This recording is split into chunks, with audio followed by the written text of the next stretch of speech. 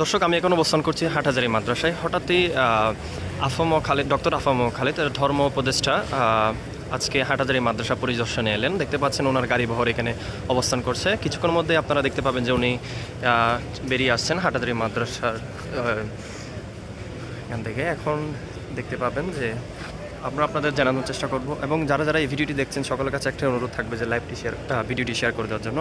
কিছুক্ষণের মধ্যে তিনি আসছেন, দেখতে পাচ্ছেন।